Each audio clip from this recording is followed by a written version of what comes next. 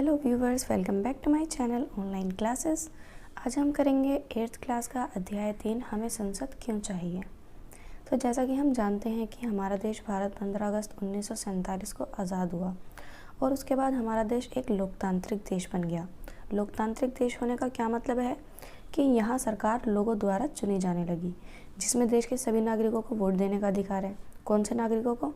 वयस्क नागरिकों को, मतलब जो 18+ हैं, जिनका दिमाग बिल्कुल ठीक है, वो दिमागी तौर पर पागल वगैरह नहीं है या कोई कमी नहीं है, उन नागरिकों को वोट देने का अधिकार है। लोगों की सहमति से सरकारें बनने लगी। सहमति का मतलब होता है कि लोगों की स्वीकृति से, लोगों की हिस्सेदारी हो गई सरकार में, वो लोगों का निर्णय हो गया, क्योंकि लोग खुद उस फैसले को कर रहे हैं और अपने चुने हुए फैसले से वो अपने चुने हुए प्रतिनिधि को जिता रहे हैं, तो वो लोगों का फैसला हो गया, इसलिए हमारी सरकार लोकतांत्रिक हो गई। अब जिन लोगों को हम चुनते हैं वो संसद में कैसे जाते हैं, देखिए, लोग संसद के लिए अपने प्रतिनिधि का चुनाव करते हैं। जो लोग जीत जाते हैं वो अपना एक समूह बना लेते हैं, मतलब ग्रुप बना लेते हैं, और ये समूह सरकार बनाता है। ठीक है, जनता द्वारा चुने गए सभी प्रतिनिधियों के इस समूह को ही संसद कहा जाता है। ये संसद सरकार को नियंत्रित करती है और चलाती है, और तब हम कह सकते हैं कि लोग ही सरकार बनाते हैं और उस पर नियंत्रण करते हैं, क्योंकि जो लोग सरकार बना रहे हैं उन्हें भी तो हमने ही चुना है। इसलिए हम इनडायरेक्ट ये भी कह सकते हैं कि लोग ही सरकार बनाते हैं और उस पर नियंत्रण रखते हैं। नेक्स्ट हम आते हैं संसद की भूमिका, कि संसद की क्या भूमिका है हमारे देश में। तो देखिए, हमारी व्यवस्था में संसद के पास बहुत ही ज़्यादा इम्पोर्टेंट शक्तियाँ होती हैं, बहुत ही ज़्यादा महत्वपूर्ण शक्तियाँ होती हैं। लोकसभा के लिए भी उसी तरह चुनाव होते हैं जिस तरह राज्यसभा के लिए या विधानसभा के लिए होते हैं। हमारे देश में लोकसभा के लिए हर 5 साल में चुनाव कराए जाते हैं। देश में बहुत सारे निर्वाचन क्षेत्रों में बांट दिया जाता है।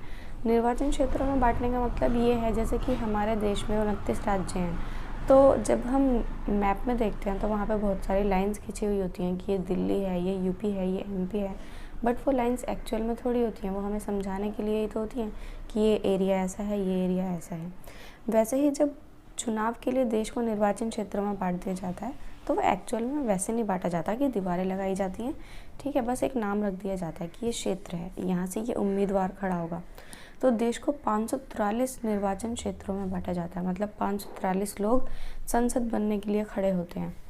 प्रत्येक निर्वाचन क्षेत्र में से एक व्यक्ति को संसद में भेजा जाता है और सभी उम्मीदवार किसी न किसी राजनीतिक दल के सदस्य होते हैं। ऐसा नहीं कि अगर आप संसद बनना चाहते हैं तो आप एकदम खड़े हो सकते हैं और निर्वाचित किए जा सकते हैं, नहीं, आपको किसी न किसी राजनीतिक दल का सदस्य होना ज़रूरी होता है। चुने जाने के बाद इन्हें सांसद मतलब एमपी कहलाते हैं। जब ये जीत जाते हैं और संसद में चले जाते हैं तो इन्हें कहते हैं सांसद, इंग्लिश में एमपी कहते हैं। इन सांसदों को मिलाकर संसद बनती है, ठीक है, इनका जो पूरा ग्रुप होता है उसे मिलाकर ही संसद बनती है। अब इन्हें जीतने के बाद बहुत सारे काम करने होते हैं, जैसे नंबर 1, राष्ट्रीय सरकार का चुनाव करना, कि ठीक है, सरकार किसकी बनेगी और प्रधानमंत्री कौन होगा, ये सब भी यही चुनते हैं। फिर प्रधानमंत्री बाकी के मंत्रियों को चुनता है। देखो, भारतीय संसद में एक राष्ट्रपति होता है और उस राष्ट्रपति के 2 ग्रुप होते हैं, 2 सभाएं होती हैं। एक होती है राज्यसभा और दूसरी होती है लोकसभा। तो लोकसभा में जितने भी व्यक्ति होते हैं जिन्हें हम सांसद कहते हैं, जिनकी 543 सीटें होती हैं, उनमें से 272 सीटें होनी चाहिए सरकार बनाने के लिए। अगर 272 सीटें कोई भी पार्टी जीत जाती है तो उसकी सरकार बन जाती है। वह सरकार बना सकती है, अपना एक प्रधानमंत्री बना सकती है, राष्ट्रपति चुन सकती है और फिर वो बाकी के मंत्री चुनेंगे। अगर मान लीजिए 272 से थोड़ी सी कम रह जाती हैं तो वह दूसरे राजनीतिक दलों के साथ मिलकर अपनी सरकार बना सकती है, ठीक है। जब वो दूसरे राजनीतिक दलों के साथ मिल जाती है और अपनी सरकार बनाती है तो ऐसी सरकार को हम गठबंधन सरकार कहते हैं। अब आपसे यहाँ पे क्वेश्चन पूछे जाते हैं कि गठबंधन सरकार किसे कहते हैं, तो आप बता सकते हैं, जब एक सरकार पूरी तरीके से सीटें नहीं जीत पाती तो वह दूसरी राजनीतिक दलों के साथ क्या करती है, हाथ मिला लेती है, मतलब गठबंधन कर लेती है कि हम सब मिलकर सरकार चलाएंगे, हम सब मिलकर सरकार बनाएंगे अपनी सीटें पूरी करने के लिए। तो ऐसे में क्या होता है कि जिनको अपने साथ मिलाया जाता है उनको भी फिर बहुत सारी महत्वपूर्ण शक्तियाँ मिल जाती हैं, उनके साथ अपनी शक्तियों का भी बंटवारा करना पड़ता है, क्योंकि वो सिर्फ आपको साथ देने थोड़ी आएंगे, उनको भी तो कुछ ना कुछ चाहिए, तो उनके साथ शक्तियों का बंटवारा करना पड़ता है, उनको बहुत सारे पद देने पड़ते हैं। तो ऐसी सरकार को हम गठबंधन सरकार कहते हैं। और जो गठबंधन सरकार का हिस्सा नहीं होते, वो जितने भी विपक्षी दल होंगे वो सारे के सारे दल विपक्षी दल कहलाते हैं। ठीक है, जितने भी दल होंगे, मान लीजिए 10 दल हैं, उसमें से 3 ने मिलकर गठबंधन सरकार बना ली, तो बाकी के जो 7 होंगे वो सारे क्या कहलाएंगे? विपक्षी दल। जैसे कि अभी कौन सी सरकार चल रही है? भारतीय जनता पार्टी की सरकार चल रही है लोकसभा में, और उनके द्वारा जो बनाया गया प्रधानमंत्री है वो है नरेंद्र मोदी जी। तो उनकी सरकार है। फिर उन्होंने अपने खुद के बहुत सारे मंत्री चुने, जैसे गृह मंत्री चुना, वित्त मंत्री, इस टाइप से फिर वो मंत्री चुनते हैं। और उनके अलग जिन्होंने उनके साथ गठबंधन नहीं किया, उन्होंने गठबंधन करना चाहा भी नहीं, क्योंकि उनकी पूरी सीटें थी। अब उसके बाद जितने भी दल हैं, जैसे कि कांग्रेस पार्टी है, एमएम है वगैरह, ये जितनी भी पार्टीज़ हैं वो सारी की सारी विपक्षी दल कहलाएंगी। फिर इसमें ही एक काम और होता है कार्यपालिका का। कार्यपालिका ऐसे लोगों का समूह होती है जो संसद द्वारा बनाए गए कानूनों को लागू करने के लिए काम करती है। सब मिलकर काम करते हैं कि संसद जो भी कानून बनाती है ये उसको लागू करते हैं, और सिर्फ लागू ही नहीं करते, ये भी देखते हैं कि ये कानून सही है या नहीं। अगर बाई चांस कानून लोगों के लिए अच्छा फिट नहीं होता तो ये उसमें संशोधन भी कर देते हैं। संशोधन मतलब उसमें सुधार भी कर देते हैं, और कई बार कानून को हटा भी देते हैं। जैसे कि हाल ही में भी एक कानून बना था पिछले साल, जो किसानों के लिए था, और वो किसानों को बिल्कुल पसंद नहीं आया, तो इसलिए उस कानून में संशोधन करना पड़ा, उसे हटाना पड़ा। तो इस तरीके से कार्यपालिका काम करती है। अगर आप सरकार शब्द का इस्तेमाल कर रहे हैं तो समझ जाना चाहिए आपको कि यहाँ पर कार्यपालिका की ही बात हो रही है, क्योंकि मेन रोल तो कार्यपालिका का ही है।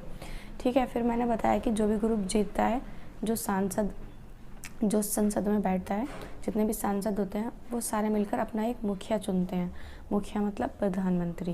वो एक प्रधानमंत्री चुनते हैं, और फिर प्रधानमंत्री अपने ही ग्रुप में से बाकी मंत्रियों को चुनता है। जैसे कि स्वास्थ्य मंत्री किसे बनाना है, शिक्षा मंत्री किसे बनाना है, वित्त मंत्री किसे बनाना है, इस तरीके से वो चुनता है। ठीक है, अब हम पढ़ते हैं राज्यसभा। तो देखिए, राज्यसभा भी बहुत महत्वपूर्ण होती है, लेकिन राज्यसभा के जो चुनाव होते हैं वो डायरेक्ट लोगों द्वारा नहीं होते। जैसे कि लोकसभा के जो चुनाव होते हैं वो हम करते हैं, हम वोटिंग देने जाते हैं, अपने पसंद का जो भी हमारा उम्मीदवार होता है उसको वोटिंग करते हैं, और जिसको ज़्यादा वोटिंग आती है वो संसद में जाके बैठ जाता है। लेकिन राज्यसभा के ऐसे चुनाव नहीं होते। राज्यसभा के चुनाव सारे नेता मिलके करते हैं, ये डायरेक्ट लोगों द्वारा नहीं होते। ये देश के राज्य के प्रतिनिधि के रूप में काम करती है। राज्यसभा लोकसभा के द्वारा पारित किए गए कानूनों की समीक्षा करती है। समीक्षा मतलब उन्हें चेक करती है कि कानून कैसा है और कैसा नहीं है। तो राज्यसभा के बहुत सारे अधिकार हैं, और अगर ज़रूरत हुई तो उसमें संशोधन भी कर देती है। राज्यसभा के सदस्यों का चुनाव विभिन्न राज्यों की विधानसभाओं के निर्वाचित सदस्य करते हैं, मतलब नेता ही करते हैं जो पहले से ही चुने चुनाए हैं। राज्यसभा में 233 निर्वाचित सदस्य होते हैं, उसमें से 12 सदस्य राष्ट्रपति की ओर से मनोनीत किए जाते हैं। वैसे तो राज्यसभा हर 5 सालों में भंग होती है। ठीक है, अब भंग होने से मेरा मतलब है कि हर 5 सालों में नए तरीके से बनाई जाती है, मतलब ग्रुप बनाया जाता है, उसे तोड़ के दोबारा नहीं बनाया जाता। ठीक है, ग्रुप बनाया जाता है, लेकिन हर 2 साल में यह अपने सदस्यों की जो बैठक होती है उसको चेंज करते रहते हैं। मतलब हर 2 साल में एक नया प्राणी आके उसमें बैठ जाता है और पुराना वाला चला जाता है। इसके बाद एक और काम करना होता है संसद को। ये पहला काम हमने अभी पढ़ा है। दूसरा काम जो करना होता है संसद को वो होता है सरकार को नियंत्रित करना। जब सारे जितने भी सांसद होते हैं वो सब जीत के सांसद बन जाते हैं, एमपी बन जाते हैं, उनका एक ग्रुप बन जाता है, तो पहले तो वो सरकार बनाते हैं। ठीक है, दूसरा काम उनका होता है सरकार को नियंत्रित करना, उसका मार्गदर्शन देना और उसे जानकारी देना। तो जितने भी जनप्रतिनिधियों के रूप में संसद को नियंत्रित, निर्देशित और सूचित करने में सांसदों का एक अहम भूमिका होती है। तो वो सब क्या करते हैं, एक दूसरे से क्वेश्चन करते हैं संसद में जाके कि बच्चों के लिए कौन से कानून बने हैं, ठीक है, कौन सी योजनाएं आई हैं, औरतों के लिए कौन सी योजनाएं आई हैं, महिलाओं के लिए, या फिर वगैरह वगैरह। इस तरीके से वो क्वेश्चंस करते हैं और फिर रिप्लाई भी करते हैं। तो एक दूसरे से वो योजनाएं पूछते हैं, मतलब वो सरकार को नियंत्रित करते हैं, उसका मार्गदर्शन भी करते हैं। फिर तीसरा इनका काम होता है कानून बनाना। तो संसद में जितने भी लोग होते हैं, वैसे तो 543 सीटें होती हैं, ठीक है, लेकिन उनमें से जीतते 272 ही हैं। तो वो जो 272 लोग होते हैं वो मिलके कानून भी बनाते हैं, क्योंकि हर साल कोई ना कोई नया कानून आता रहता है। बहुत से कानून तो हमें पता भी नहीं चलते, हम ध्यान नहीं देते, न्यूज़ में तो आता है बट हम ध्यान नहीं देते। लेकिन जब कोई बड़ा कानून आ जाता है, मतलब जिससे हम इफ़ेक्ट हो जाते हैं, तो हम क्या करते हैं, तब हमें पता चलता है कि कोई कानून आया है। तो क्या करती है संसद, कानून बनाती है, कानूनों को पास करवाती है, और जो पुराने कानून होते हैं उनमें संशोधन भी करती है कई बार। जैसे कि पहले महिलाओं वाला कानून इतना नहीं हुआ करता था, जैसे पहले महिलाओं को ज़्यादातर ससुराल में जला दिया जाता था या फिर उनको बहुत प्रताड़ित किया जाता था। लेकिन अब क्या होता है कि उसके ऊपर कानून बन गया है, अब उसके ऊपर बहुत सख्त कार्रवाई होती है, जिसकी वजह से बहुत सारी महिलाएं तो उसका गलत फ़ायदा भी उठा रही हैं। तो इस वाले कानून में संशोधन किया गया है। इसी तरीके से नए नए कानून बनते रहते हैं, तो ये कानूनों पर अपना नियंत्रण करती है। बाकी कानूनों के बारे में हम डिटेल से नेक्स्ट चैप्टर में पढ़ेंगे। चैप्टर नंबर 4 है कानूनों की समझ, ठीक है, उसमें हम पढ़ेंगे। अगर आपको वीडियो अच्छा लगा है तो प्लीज़ वीडियो को लाइक करें, चैनल को सब्सक्राइब करें, और अगर आपके मन में कोई डाउट है, कोई क्वेश्चन है, तो आप मुझसे कमेंट बॉक्स में पूछ सकते हैं। इसके बाद हम मिलते हैं नेक्स्ट। आपका जो ये चैप्टर है वो यहीं पे कंप्लीट हो जाता है, और मैंने इसको नोट्स की तरह कराया है, तो आप इसे एज अ नोट लिख सकते हैं। मिलते हैं नेक्स्ट वीडियो में। Bye guys.